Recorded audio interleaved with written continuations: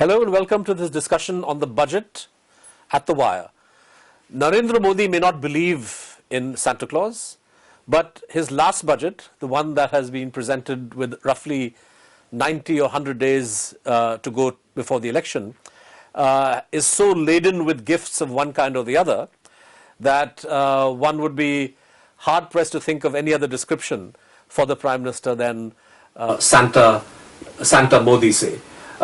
However, the fine print that people may not look at very closely that these gifts have come with suggests that the generosity that Mr. Modi has tried to display today through this budget that Piyush Goyal read out may not be as wide and deep as people may initially assume. And joining us to discuss the various announcements that have been made in the budget, Nitin Sethi, Senior Associate Editor at Business Standard and somebody who's followed the social sector very closely over the last 4.5 years of this government's tenure, and M.K. Venu, my colleague and fellow founding editor at The Wire. Nitin, let's start with the farmers' income proposal. Much speculated about, initially flagged by the Economic Survey actually 2 years ago, where they spoke about this being a potentially important proposal, but then never taken up by the government. But in the aftermath of the Chhattisgarh, Rajasthan and Madhya Pradesh results last year, clearly something that the Prime Minister and his colleagues hope will do something to assuage the anger of people in the farm sector, rural India, which is going through distress. This announcement of 6,000 rupees, essentially cash in your account, payable 3 times a year, to every farmer who has 5 acres, 2 hectares or less. How do you judge this scheme? I think they're calling it PM Kisan. How do you judge the scheme in terms of the effectiveness vis-a-vis the nature and scale of rural distress in India? And how do you think it compares with other proposals that have been, and other schemes that are actually in operation in places like Odisha or Telangana? How would you evaluate PM Kisan? So I think there are 3 ways to look at it. One, as you say, compare it with the other states, and you clearly find those states which are doing it either for the landed or even the landless, say in case of Odisha, this is much less ambitious than what the states are doing. 2, you can see it from the terms of its effectivity of the money going to be spent. Next year they're proposing about 75,000 crores to be spent. We look at around 75 to 76,000 crores. Clearly, in terms of the amount of money that goes into a family's pocket, this is not adequate to cover for the fact that the commodities itself are so suppressed, the price of the commodities are so suppressed that farmers are not getting enough remuneration. If you're going to keep your food inflation so low for the middle class, you will never get the farmers to earn enough, and this 6,000 rupees a year does not compensate for it even by far. To give you a comparison, it does not even match up to say how much fertilizer a farmer has to spend in one cycle of farming, forget 2 cycles. Somebody's made that comparison, I don't know if it's is an exaggeration or not, but saying it's 3 rupees 30 paisa per person in a family of landed class. I would even say this, if you look at it another per person per day. Per person per day. For a family of 5. For a family of 5. I would say look at this along with what the government's propose for the landless, which is perhaps, if you see, unorganized workers is what the only other option that's available where the government's enhanced a little funding, it claims. What they're doing is actually renaming an existing pension scheme which has already failed thrice. That's the Atal Pension Yojana. Atal Pension Yojana, which is already a failure, renaming it, trying to tweak it a little, and still asking for premium from the poor to run that and give 3 rupees 30 paisa to a landed farmer below 2 hectares. And yet give more subsidies and maybe more benefits to the richest class by saying your second and third house will be cheaper for you or easier for you to buy. So for me, this is a completely regressive system that you're setting up, or you're trending towards a regressive system, instead of saying that the richer should pay a little more and the poorer at this stage particularly should get more relief. I think we've moved away from that. The third facet to this, which I find fascinating, is we've all forgotten this number of schemes that the government claimed it was running in the past 4 years, and it kept on announcing new ones or renaming old ones. Now the allocations for a lot of them have either got stunted, or they got reduced, or in real terms they haven't moved at all this year. Now clearly this is shuffling of numbers and money from one scheme into another. At the end, the total amount of infusion that would happen into the rural economy is going to be roughly the same, or in real terms less than what was happening in the previous year. And perhaps the answer to is that if the government is not going to look for structural reforms in the agrarian economy, these are small pellets, and I would try and correct you in saying this is a Santa Claus that got a package but forgot to put the gift inside. Okay. Venu, look, another way of looking at this package with no gift inside is to ask what it tells us about the effectiveness of all the schemes for the rural sector that the Modi government has been talking about for the last 4 years, right? It's one thing to talk about now finally actually taking money away from those schemes or reallocating or keeping them stunted. But virtually every speech that the Prime Minister has given over the last 4 years, he's spoken about soil cards. He's spoken about neem coating of fertilizer. They speak about the Pradhan Mantri Fasal Bima Yojana for crop damage. He's spoken about rural electrification. He's spoken about rural roads. If at the end of 4.5 years of running all these wonderful schemes, you are compelled for political reasons to fall back on a cash subsidy, and that too a pretty measly one, what does this tell us about the effectiveness of the government's support for the farm sector over the last 4.5 years? Absolutely. The very fact that they're having to resort to cash subsidy tells you the real story. The real story being that in 5 years, the PM began by saying that I'll bring structural changes to ensure that farmers would get 50% over and above their cost, which later got changed to doubling of their income by 2022. Now, we all knew that a change of this magnitude really required some big investments in the rural agriculture sector, and it needed some really structural shift in the way farming is done, and some of those things were there in the first budget. In fact, there in the BJP manifesto, for instance, which Yashwant Sinha never tires of telling us because he was part of the manifesto committee, Har Khet Ko Pani. Now, some of the agriculture economists that I've spoken to, they say that if they had really taken that seriously, Har Khet Ko Pani, which would have actually worked towards reducing the cost of to farmers, as input, water as a major input, it would have required some 2.5-3 lakh crores over a period of 5 years. But one thing that really sort of, in scheme after scheme, and Nitin would also vouch, that really marks this government out is, every scheme is hugely underfunded. They come up with big headline announcements like improving rural infrastructure, giving farmers this, irrigation facilities, insurance scheme, but all underfunded. And of course, insurance scheme was not only underfunded, the bulk of the benefits are being taken by the companies. What the farmers are getting, another story. So you not just the farming sector. You take the MSP. If you look at MSP per se, over the last 4-5 years, hardly covering inflation, which many farmers are now saying, kuch badhaya nahi hai. If you don't increase price produce, at least give them some benefit at the cost level. Wo bhi nahi ki, even that is not done. So when the farmers are asked today, the simple question that I asked some farmers, do you think by 2022 your incomes would double as Mr. Modi has promised? I mean, they laugh at it. They just say, they just look, there's a look of incredulity on the face, How can incomes double in the way that we are going so far, both policy and, the response of the government to various crises, including the two back-to-back droughts that this government faced. So underfunding is big announcements and underfunding. It runs across. It runs through health schemes, Ayushman Bharat.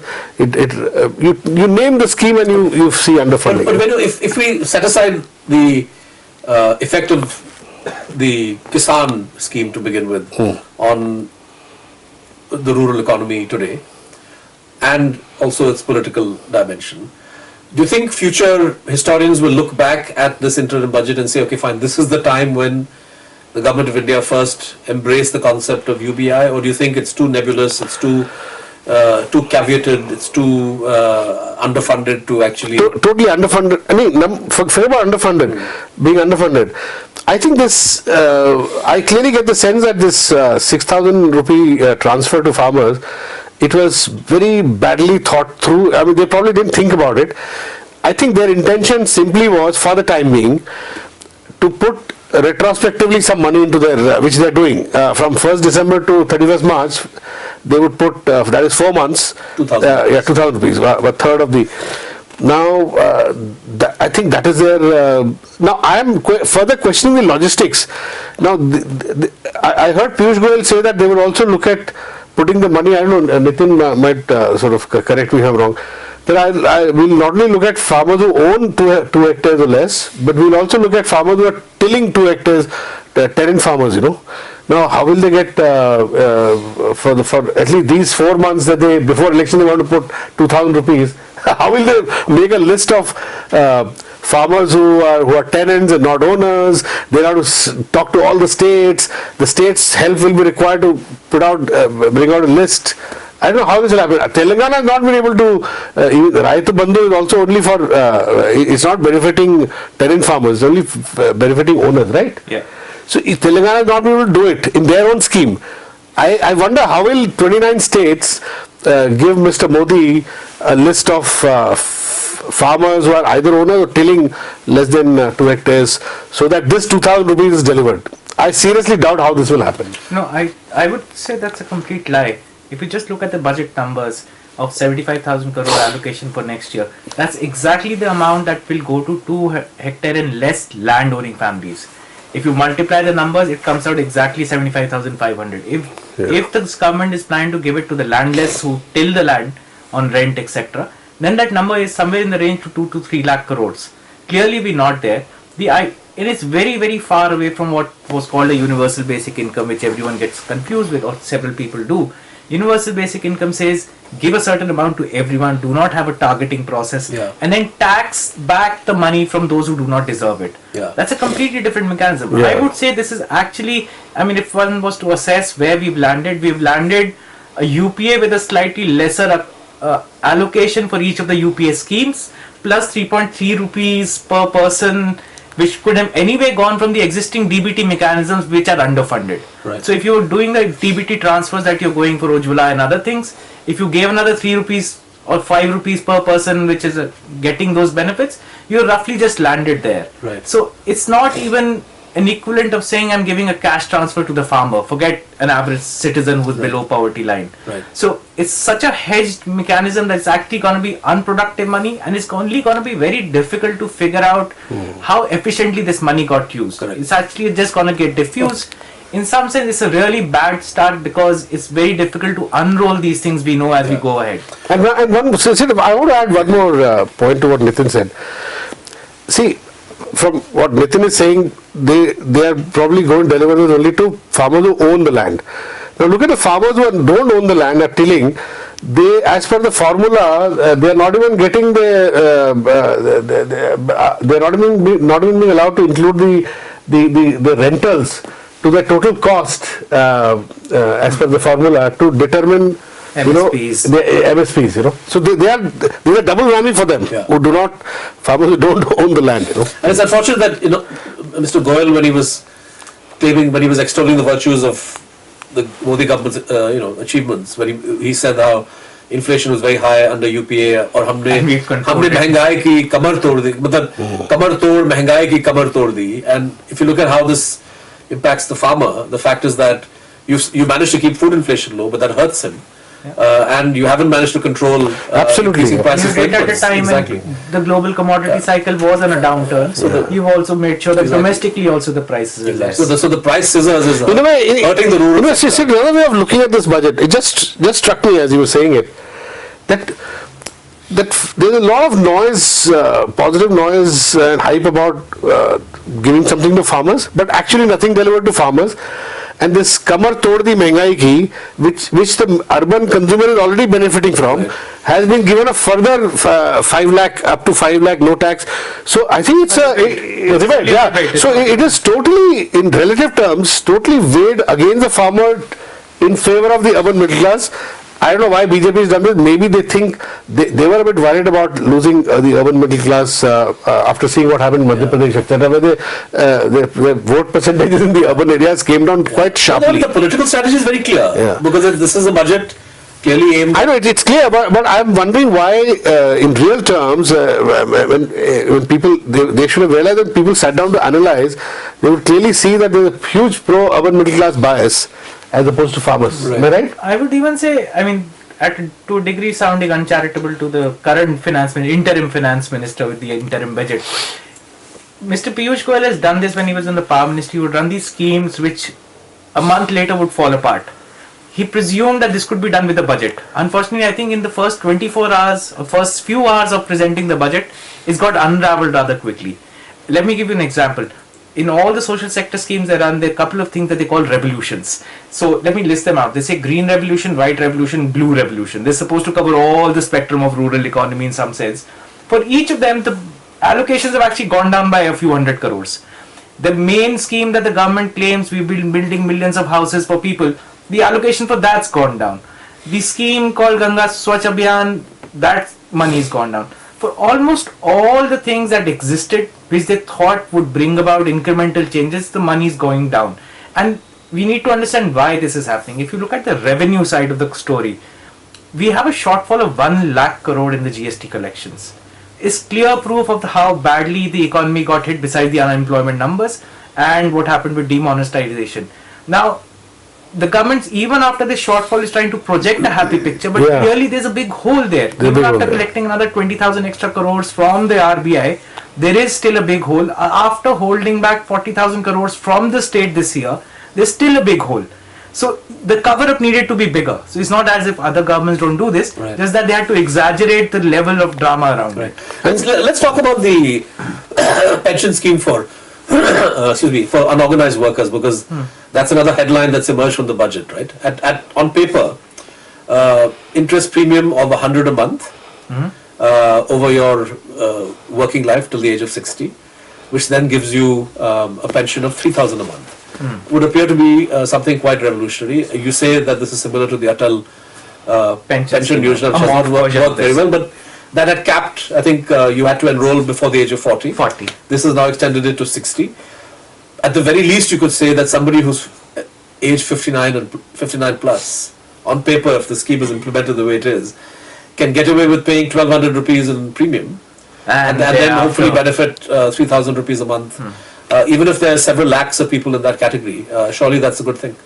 So it's a fantastic scheme if you look at it that way. But if you just unravel what's happened so far in the scheme and why the scheme failed, even the previous scheme was moderately decent. It's not really bad. Right. There is a segment of labor which could do that, perhaps, if not everyone. But the fact is, if you look at actual enrollment under the scheme and how it's evolved over a few years, these are targets that are given to different banks to set up and get these pension schemes. The targets are not met by any single bank across the country. The targets are met by some banks by as low as 10 to 12% of the targets over the last 4 years. Clearly, this is a scheme where government knows it can allocate money and it will never get spent. And this is this is the story of all these pension schemes. Yeah. The pension schemes that can work and do exist and are sometimes covered even by law, say the National Social Assistance Program. There the allocation has been cut down. This is for the old people. So government's been smart enough to project certain funding in areas it doesn't work efficiently. At the end of the year, when you look at the actuals 2 years down the line, you'll realize actually the expenditures never happened. So it's a smart trick, but I don't think it's going to have an effect because people, if you walk around and ask any of the unorganized sector labor groups, nobody talks about the scheme ever having worked before. Tell me, Nitin, in this scheme, don't the people who are taking the scheme have to pay every year, 55 rupees a year? 100 a month. 100 a month is what? So it's less than what they were supposed to pay earlier. It's less than that. But just the fact that So how would this benefit somebody who already say 58, going to retire in 2 years? What kind of pension can he really get? so we still have to look for the small print, but the concept is that even It has to be, say for 3,000, for you to get 3,000 after retirement, you have to start at an early age, otherwise not coming. No, that's why we need to see the fine print of this. Yeah, because No, it can't- Because the logic of capping it at 40 earlier was precisely that, right? Yeah, yeah. collect enough to be able to That you work till 40, and then, I mean, you basically, or that you accumulate Join enough. enough. Yeah. But I'm saying even then, there is, yes, a mismatch between the premium you pay. I mean, it seems like a hugely generous pension scheme. Yeah. So we will have to see. I that. think we have to see the fine print. I mean, imagine if 20 years from now, 15 years from now, the real value of 6,000 rupees diminishes, whereas I'm actually paying a higher amount right now. So in net terms, if you look at real terms after discounting, it's not such a handsome sum to begin with. Right. Plus, it's not going, and I think there clearly will be small print to saying that if you join in at 58, you will not get 6,000, just like in previous schemes. It's not possible that any bank or any insurance sector will allow such a scheme to permeate where you pay 1,000 rupees and then thereafter for the rest of your life you get 6,000 rupees. Right. That just cannot exist. Yeah, they cannot, yeah. So clearly there's great small print that we'll find over days. Yeah. So I think unpacking the unorganized workers pension scheme was something, but clearly these are big headlines that the government intended to generate from the budget, along with the PM Kisan and the interest subvention and so on and so forth. But let's talk about the on the employment front, a huge hole in terms of the government's accomplishments, and we've seen great embarrassment that the resignation of the two officials from the National Statistical Commission caused, particularly when it emerged that the reason they resigned, one of the reasons was that the government was suppressing employment data. Your paper, Business Standard, broke the story of what the NSSO report actually contains. Mr. Goyal had a very passing mention of employment today, where he basically said that, it's not the government that's going to give jobs, and our people are industrious enough to create jobs themselves. Self-employment has always been around, because when you don't have social security, people have to do something to make two ends meet, to make ends meet there. But do you think somewhere down the line the government has just written off, it's recognized that it can't, there's no way that it can come good on its promises of employment? I wouldn't agree entirely with that hypothesis. What I would suggest is government is going back to what UPA did best. It's hoping that the construction sector will pick up and temporary employment for migratory labor from agriculture will be found there. So that would be a spin-off of the advantages that it's trying to give to the real estate sector through the budget, trying to revive the real estate sector that it self-demolished first through demonetization, then other things. It's hoping that the old school, if you remember in UPA era also, large amount of new jobs that came up in the urban areas came out of construction. I think the boost to real sector this time will perhaps have a spin-off effect of having a little more labor coming in, finding jobs there.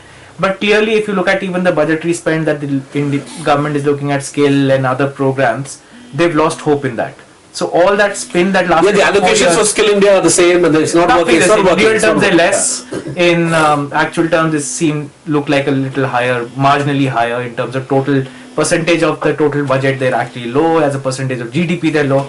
So clearly, government's all big proclamation that bringing about a revolutionary change in the way India thinks and works. I think they've quickly realized there's nothing much to do except do something around what UPA 2 did and claim it to be bigger than what it is. Yeah, we know this takes us away from the budget slightly, but the Niti Aayog strongly contested the NSSO report. They said this is a draft report and so on, try to rubbish what Business Standard. Which is ridiculous. Exactly, but one of the points that Amitabh Kant made was to say, no, he reeled off these statistics from Ola and Uber, which many people found a bit astonishing. But for the lay person who saw him, when he says that Ola and Uber together have created some 2 million jobs, what sense does that make?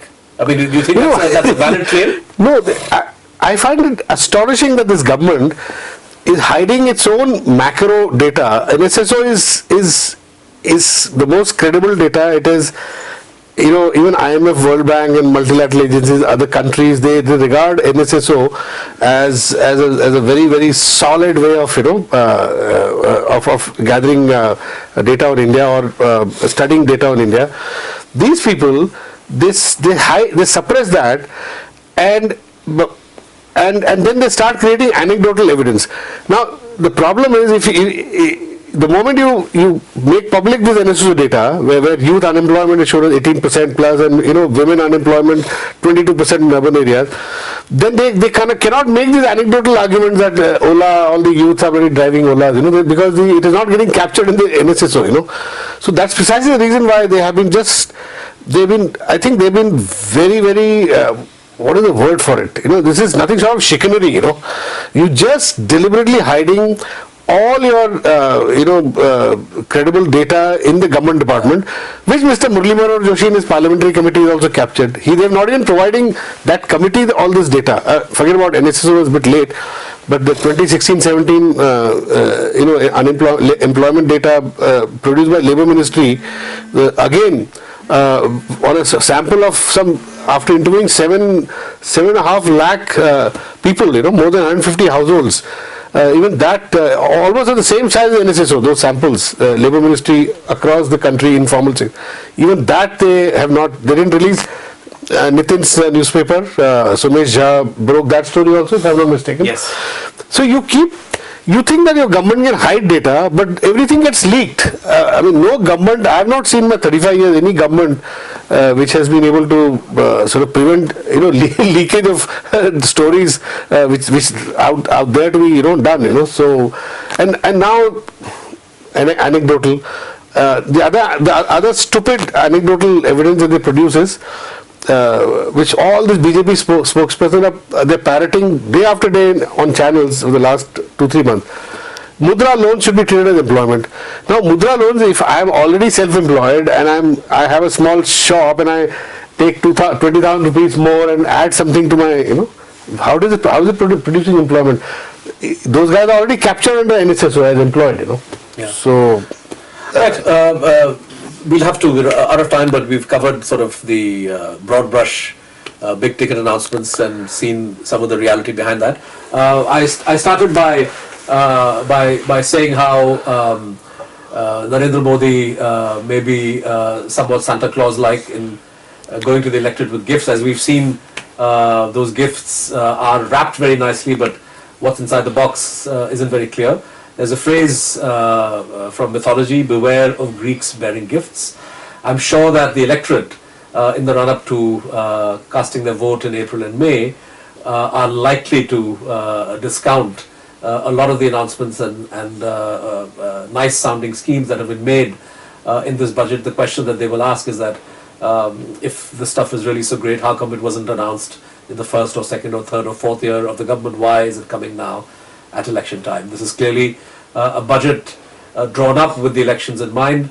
What fiscal consequences might be, this is something that a future government will have to assess and deal with.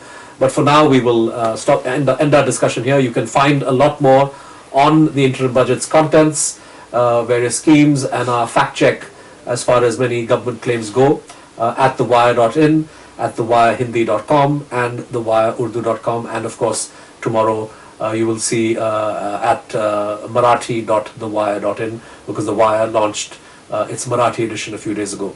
Thank you very much for watching.